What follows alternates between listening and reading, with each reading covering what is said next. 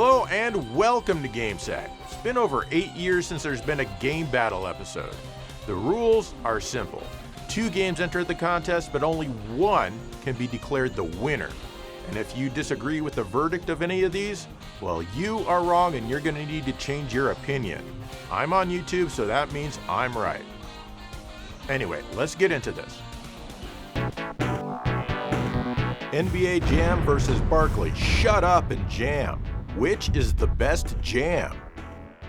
NBA Jam, shown here on the Genesis, is a 2-on-2 over-the-top basketball game for up to 4 players. Initially an arcade game, we'll be focusing on the first home ports for this episode.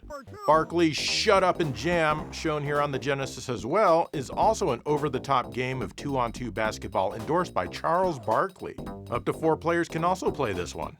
NBA Jam has real NBA cities and teams, and 2 of the real players from each team from the time.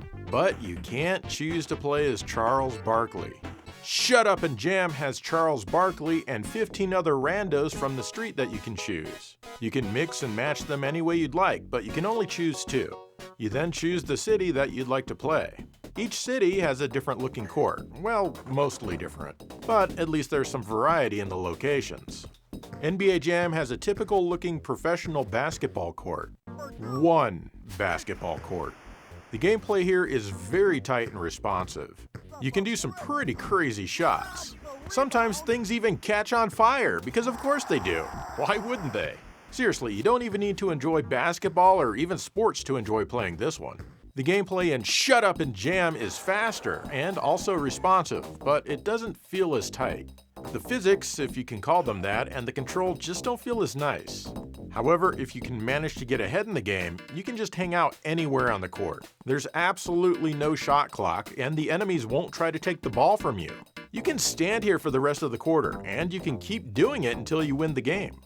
In NBA Jam, you can input secret codes to play as Al Gore, Bill Clinton, hell, even George Clinton. No relation. Shut Up and Jam has secret codes to unlock less interesting characters, but I couldn't get any of them to work at all. I'm not sure why not. NBA Jam has some fun music to listen to as you shoot hoops. It also has an announcer that brings up the excitement of the game and really adds to the overall energy level. Puts up a brick, grabs the rebound, boom shakalaka. Shut Up and Jam also has music, but it's definitely not fun to listen to.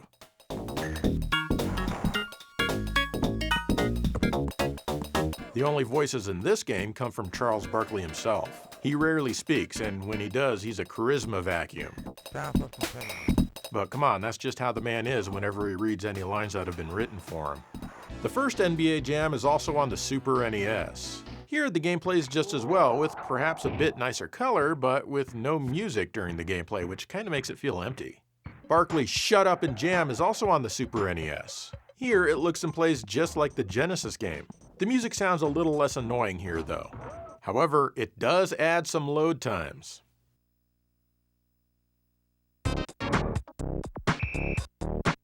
NBA Jam versus Barkley. Shut Up and Jam. Winner!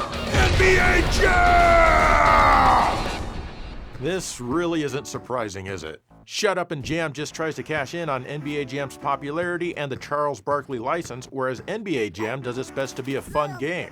That's why NBA Jam would go on to get some great follow-ups, and Shut Up and Jam would only get 1 mediocre sequel only on the Genesis and the canceled Jaguar version.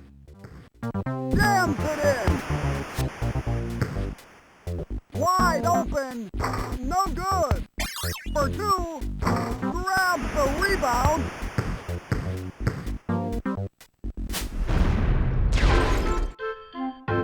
"101 Dalmatians 2 Patch's London Adventure for the PlayStation versus 102 Dalmatians Puppies to the Rescue on the Dreamcast.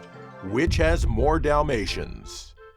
The PlayStation game is 101 Dalmatians 2, while the Dreamcast game is 102 Dalmatians. You gotta admit, that's a lot of Dalmatians. 101 Dalmatians 2 versus 102 Dalmatians! Winner! 102 Dalmatians! It just has more Dalmatians. Nice job!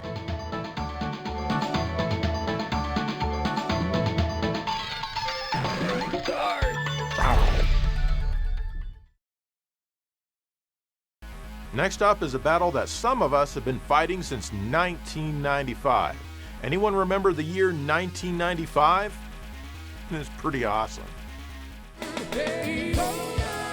Daytona USA on the Saturn versus Ridge Racer on the PlayStation. Which is the best launch racing game? In May of 1995, I picked up Daytona USA from Sega along with my surprise launch Saturn. I was amazed with this racing game as it was so far ahead graphically of anything I had played on the 3DO. This is a port of the mega popular arcade game, and experiencing something like this inside my very own home was surreal at the time. It really cemented the fact that the future was finally here. In September of that same year, I picked up Ridge Racer from Namco when I bought my PlayStation at its launch. This one was also a port of a popular arcade racing game, and this one was even closer to its source material. In fact, this game made me think that perhaps the PlayStation was a little bit better at 3D graphics than the Saturn was.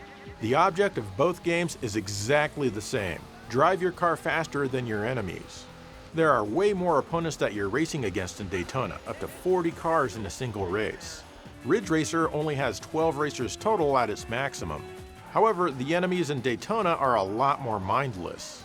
They're all on their computer-mandated course throughout each track, and they rarely stray off of it unless they get bumped. I have seen them crash into each other though, which is pretty funny. The opponents in Ridge Racer feel much more intelligent, at least the ones at the front of the pack. They'll swerve around you and sometimes even get in front of you to block you, and it almost feels like there's a human controlling them. In Daytona, you can race on 3 different tracks, each one longer than the last. In the Saturn mode, you can hold the start button when selecting your track to race on a mirrored version. Here, everything is backwards, but you're still racing the same way that you normally do. It's just that what was once a right turn is now a left turn and vice versa. In Ridge Racer, you only have a single track.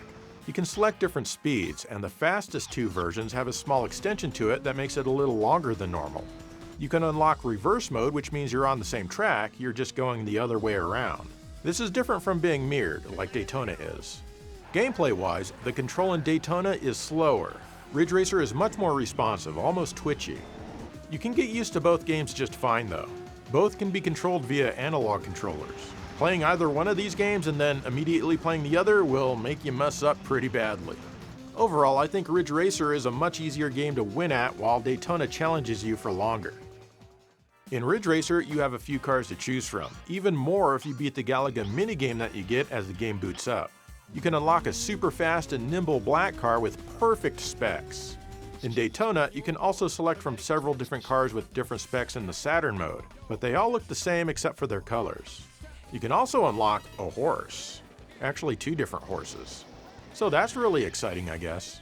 There really aren't very many tricks in Ridge Racer other than getting more cars more quickly by beating the Galaga minigame. There are plenty in Daytona though. One of my favorite tricks is entering certain initials. That'll get you a quick musical riff from another Sega game.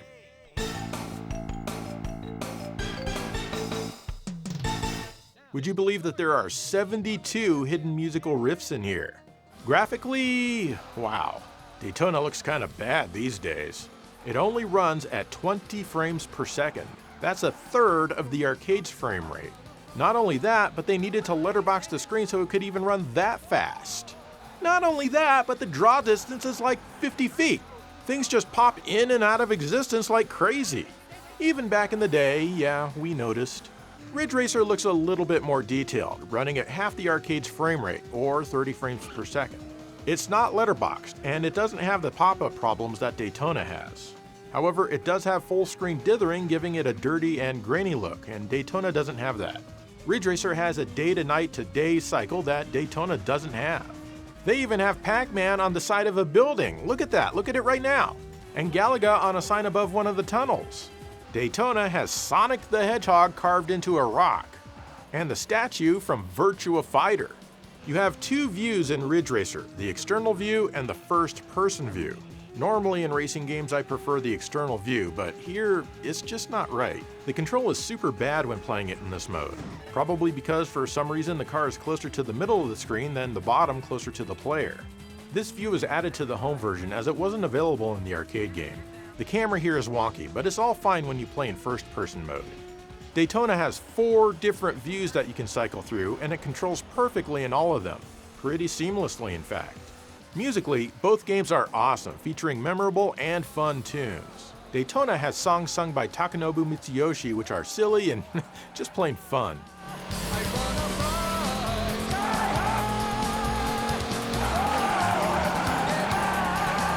Ridge Racer tries to be more hardcore with some techno and dance stuff.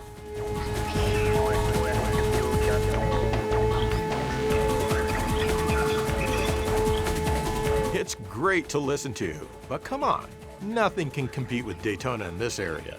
Since the PlayStation loads the entire game in one go, you can remove the CD and put in your own music, but that doesn't count in this battle. Both games have announcers. Let's listen to a couple of clips from each. Careful, you'll melt the tire. Yeah, I don't care about the tires. Woo, that was a great counter! You must be one genius of a driver. You've got to teach me! Learn to drive on your own time, buddy. You're looking good. So's your mom. You're the greatest! You're the lamest. Having said that, I think I like the Ridge Racer guy a lot more. These are both great racing games, but it's time to make the call. Daytona USA versus Ridge Racer! Winner! Daytona USA! I'm sure that Ridge Racer sold many more PlayStations than Daytona sold Saturns. But Daytona is just more fun to play and it has so much more to offer. I feel that this one is much better than the later Daytona game that they released on the Saturn despite having such poor performing graphics. Its jank is now part of its charm. The music in the Saturn game, specifically this version, is the best music in any version of Daytona. It's never sounded better or even as good as it does here. So while Daytona on the Saturn may be famously bad, it's also really, really good.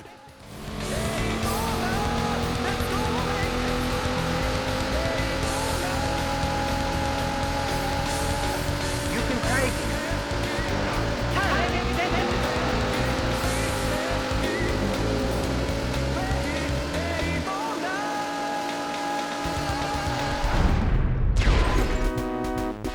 Paperboy versus Paper Mario. Which game makes the best use of paper? In Paperboy, you deliver newspapers to various houses while avoiding crazy obstacles.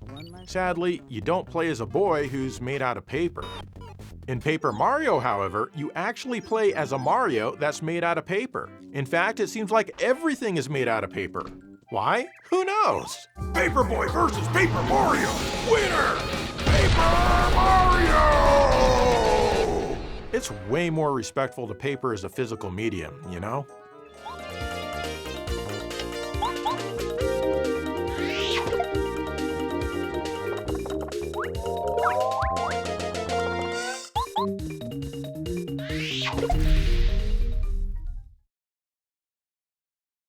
Sometimes a company will see a game from a different company and say, hey, we can do better than that. And that's what they tried to do. But did they succeed? Check it out. Rolling Thunder versus Codename Viper. Which is the better Rolling Thunder game? Rolling Thunder was released on the NES by Tengen, but it was actually programmed by Namco. It's a port of an arcade game, but we'll just be looking at the NES version here. It's a walk-and-gun platformer where you shoot down enemies, but you have limited ammo. You can enter certain marked doors to restock your ammo. You also have a machine gun, and you enter other doors to stock ammo for that. If you have ammo for your machine gun, then you're using that, but if not, you're using your single shooter, otherwise known as a handgun. There's not really much of a reason to go into the unmarked doors, but you can. One unmarked door in each level will refill the game timer. And that's a good thing if you want some extra points when you complete the level. And who doesn't? Codename Viper is a game from Capcom, but this one is exclusive to the NES. It's a walk-and-gun platformer where you shoot down enemies, but you have limited ammo. You play as a dude wearing a jacket and some boots, but no pants. Yeah, this guy's making a statement. Unlike Rolling Thunder, none of the doors are marked. Some will replenish your handgun ammo and others will fill up your machine gun. The same rules apply here regarding how your machine gun is used. In this game, you want to enter all the doors that you can find. Often you'll rescue people. You even get to rescue skeletons. You're too late! Ah! You're looking for the specific prisoner who has a bomb. Why he has a bomb, I do not know, but he does. You need it to blow up the door at the end of the level and make your way to the next one. In Rolling Thunder, you just need to make it to the end of any given level. Neither game has any bosses except for the one at the very end of each game. Both games control the same, with the jumping up and jumping down to and from levels that you can reach. Neither game lets you shoot up. Rolling Thunder doesn't even let you shoot while jumping. This is hugely annoying. Codename Viper lets you shoot while jumping since the designers aren't masochists. Going in and out of doors in Rolling Thunder is incredibly fast. The game doesn't waste your time at all. The doors in Codename Viper are rather slow to go in and out of. You also have some nice control of your jump here, just like you'd expect in a well-made game.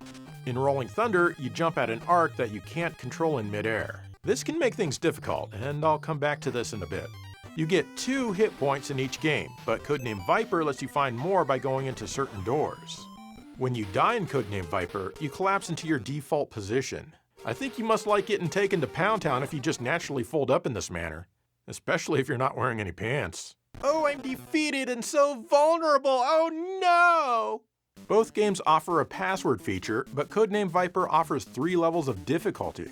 Codename Viper has 8 levels to play through, each of them are different. You see where they are on the map, most of them anyway.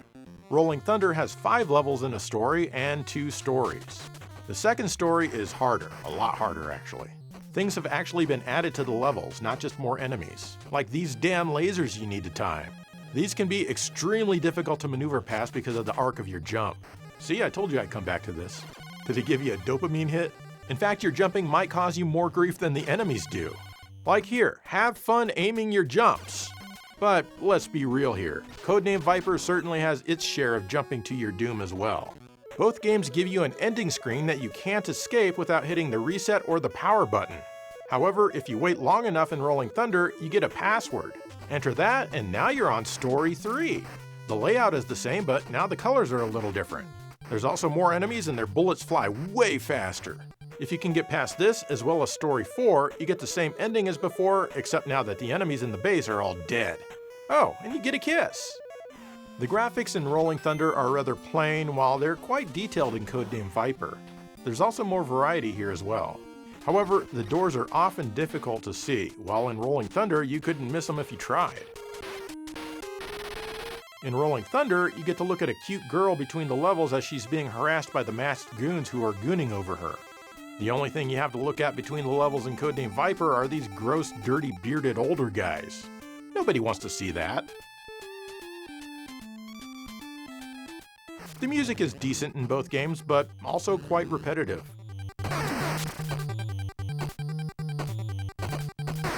Rolling Thunder versus Codename Viper! Winner! Codename Viper! Gotta give it to Codename Viper. It's the best Rolling Thunder game. It may not be as challenging, but you can always crank up the difficulty if you want. The game just feels better to play. The quality of life improvements in your jumping and shooting just make it so much nicer. The improved graphics sure don't hurt either.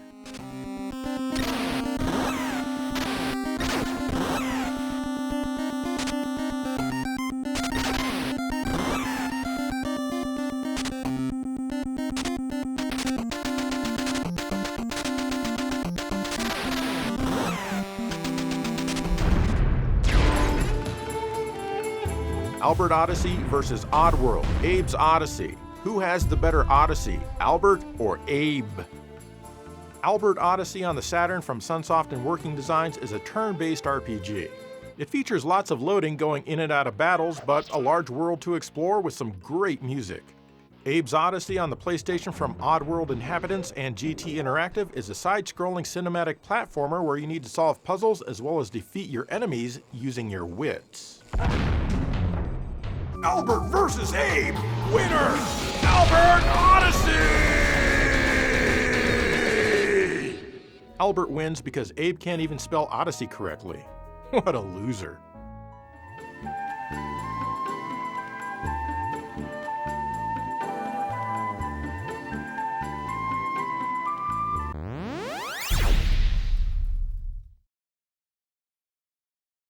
The next one was tougher than you might think to pick a winner, but pick a winner I did. Virtua Cop versus Time Crisis. Which is the better light gun shooter? By the way, I edited out all of the white flashes that happen when you pull the triggers in these games. That's right, it's another Sega vs. Namco battle. Virtua Cop from Sega was first released in the arcades in September of 1994, but we'll be looking at the Saturn game in this episode. It's a good port, I mean it's close enough.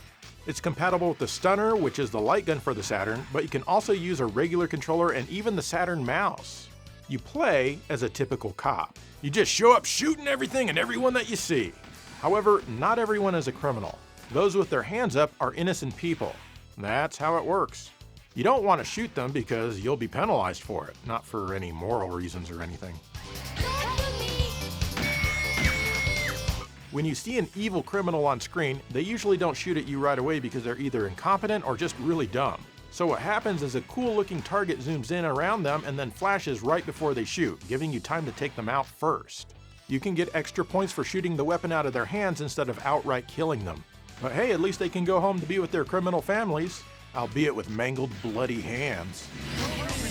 You have limited ammo, but you reload by pointing your gun away from the screen and pulling the trigger, or just pressing a different button if you're using the controller or a mouse. You can get many different weapons with their own limited ammo. You have 3 whole levels to play through and you can do them in any order. These levels can be pretty long. Time Crisis from Namco came to the arcades a year later. We're looking at the PlayStation version for this video. You can use Namco's light gun called the GunCon or a regular controller. In this one, you're trying to rescue the president's daughter. Like Virtua Cop, you have limited ammo, but you reload by pressing a button on the GunCon itself to duck out of the way. This also takes you out of the line of fire. Release the button to get back into the action, but be careful because it can take a sec to reorient yourself to where the enemies are. You can also configure it so that you release the button to reload and press it to get back into the action. Sometimes you need to use the reload maneuver to avoid obstacles. You have 3 stages with 4 segments each. Unfortunately, you can't choose the order that you play the stages in this one. However, the home version of Time Crisis here has some extra stages that weren't in the arcade. These extra stages take place after the main level, so this could basically be Time Crisis 1.5. The duck and cover technique is interesting, but I find it a bit distracting and, like I already mentioned, a bit disorienting. Both games have a very arcadey experience. Virtua Cop can be played by 2 players with their own guns at the same time. Time Crisis is a single-player game only in the arcade and at home. The graphics in both games are very good for their time, if a bit clunky looking. Both run at 30 frames per second. I do like the targets that shrink on the enemies in Virtua Cop, it just looks cool. Both games have great soundtracks, with Time Crisis doing its best to sound very dramatic and raise the game's tension.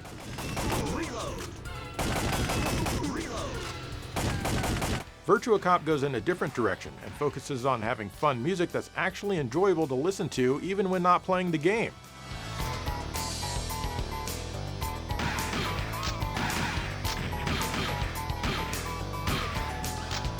Both games have silly voices that I absolutely love. Lady Bo, don't we? Sure enough, you two. Don't come! Virtua Cop versus Time Crisis! Winner! Virtua Cop! It's really close, but Virtua Cop just edges out Time Crisis. I like being forced to shoot the enemy projectiles instead of hiding from everything, which to me feels like an unnecessary step that was tacked on to make the game stand out. I don't fault Namco for trying something different though. I also feel that Virtua Cop has more personality. The music and the unintentionally silly voices also help elevate Virtua Cop to be the better light gun game.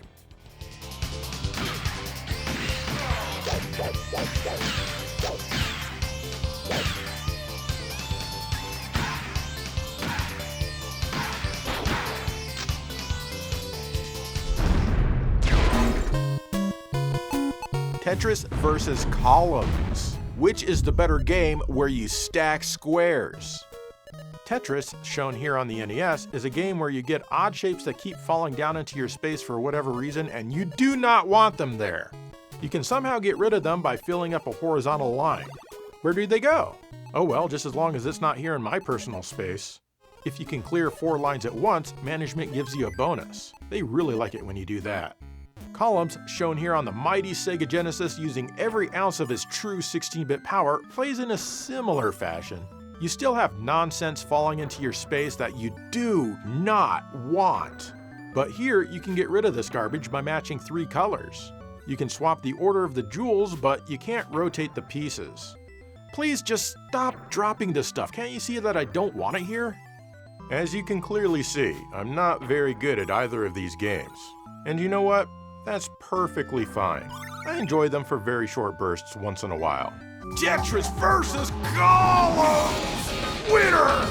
Tetris! Even I can tell that Tetris is the better game. It's very satisfying to fit the shapes together successfully. These zigzag shapes are the bane of my existence, but when I can get them to work, it's absolute bliss. Columns is also satisfying, but it doesn't hit quite the same. The playfield in Tetris is bigger thanks to the squares being smaller than the jewels in Columns. It gives you maybe a few extra microseconds to think, and I need all the microseconds that I can get. Even if that weren't an issue, Tetris is still the better game at its core.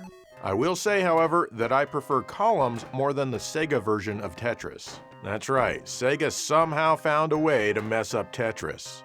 Aside from that, Tetris is absolutely the winner, and there's a reason people still play this competitively. Columns? Not so much.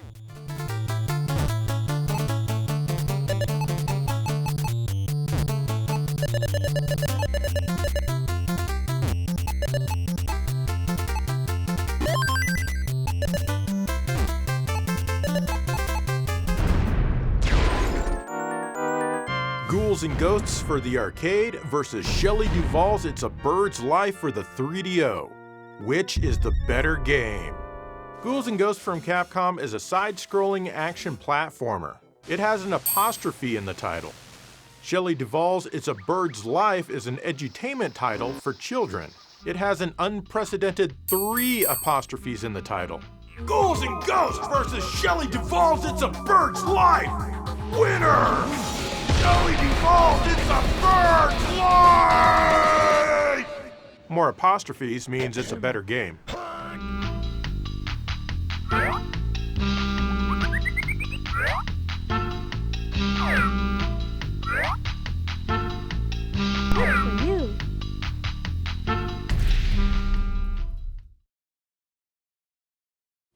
And there you go, more game battles after a long absence of such things. So what are 2 or more games that you'd like to see battle one another? Why, how, for what? Let me know. In the meantime, thank you for watching GameSack.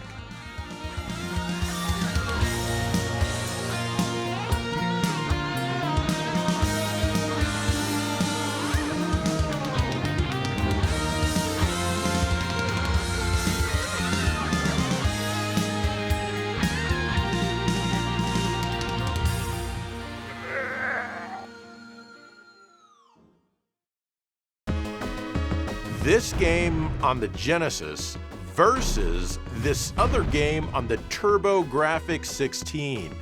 Which game has the dumbest name? This game on the Genesis is an awesome shooter. You can steal enemies' weapons to power yourself up. It's a truly great concept. The graphics are great for their time. It even gives you a little bit of eyeball strain as a bonus. Check that out. Who doesn't love that? Overall, this is a fantastic game. But how do you pronounce the name? Gyarez? Gyarus? Gary's? Why did they come up with this name of all things? It's pretty dumb. In this game on the TurboGrafx 16, you play as a gladiator, I guess? One that's at least somewhat tactical, perhaps? Not really, it's an action game. There's nothing tactical here. In fact, I'm not really sure what's going on, and it doesn't matter much. It's a very odd game with an even odder control scheme. As a result, the game is a mess. But how the hell do you pronounce it? Viegues? Vegus? Vigues? Who thought that this name was a good idea? The game's name is almost as mangled as the gameplay itself. The most complex word that kids know how to pronounce is Mario. It's no wonder that this game didn't sell very well. Gyarez versus Vegus the Tactical Gladiator. Winner!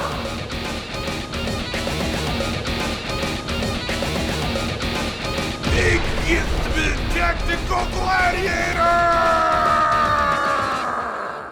The name of this game is so incredibly stupid that most of the world has forgotten that it even exists. It being on the TurboGrafx 16, which people still can't figure out how to spell correctly to this day, sealed its doom. At least Garius is a good game, but this Tactical Gladiator, yeah, not so much. What a stupid name for a stupid game.